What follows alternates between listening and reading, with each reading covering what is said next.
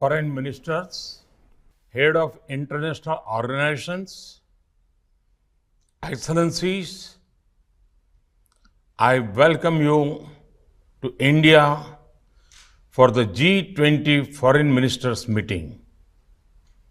India has selected the theme of One Earth, One Family, One Future for its G20 presidency. It signals the need for unity of purpose and unity of action. I hope that your meeting today will reflect the spirit of coming together for achieving common and concrete objectives. Excellencies, we must all acknowledge that multilateralism is in crisis today. The architecture of global governance created after the Second World War was to serve two functions. First, to prevent future wars by balancing competing interests. Second, to foster international cooperation on issues of common interests. The experience of the last few years, financial crisis, climate change, pandemic, terrorism, and wars clearly shows that global governance has failed in both its mandates. We must also admit that the tragic consequences of this failure are being faced most of all by the developing countries. After years of progress, we are at risk today of moving back on the sustainable development goals. Many developing countries are struggling with unsustainable debt while trying to ensure food and energy security for their people. They are also the ones most affected by global warming caused by richer countries. This is why India's G20 presidency has tried to give a voice to the global south.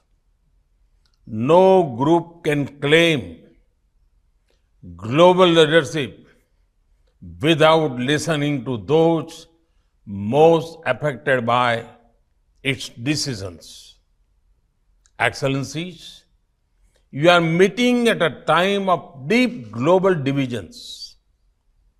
As Foreign Minister, it is but natural that your discussions are affected by the geopolitical tensions of the day.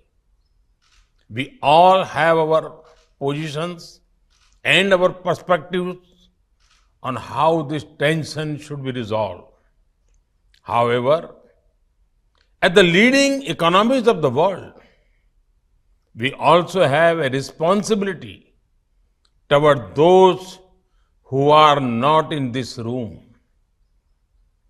The world looks upon the G20 to ease the challenges of growth, development, economic resilience, disaster resilience, financial stability, transnational crime, corruption, terrorism, and food and energy security.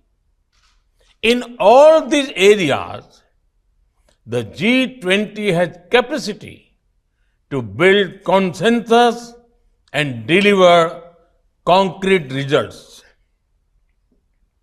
We should not allow issues that we cannot resolve together to come in the way of those we can. As you meet in the land of Gandhi and the Buddha, I pray that you will draw inspiration from India's civilizational ethos to focus not on what divides us, but on what unites us. Excellencies, in recent times, we have seen the most disastrous pandemic of a century. We have witnessed thousands of lives lost in natural disasters.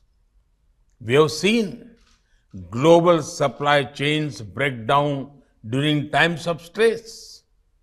We have seen stable economies suddenly overwhelmed by debt and financial crisis. These experiences clearly show the need for resilience in our societies, in our economies, in our healthcare systems, and in our infrastructure. The G20 has a critical role to play in finding the right balance between growth and efficiency on one hand and resilience on the other. We can reach this balance more easily by working together. That is why your meeting is important. I have full trust in your collective wisdom and ability. I am sure that today's meeting will be ambitious, inclusive, action-oriented, and will rise above differences. I thank you and wish you all the best for a productive meeting.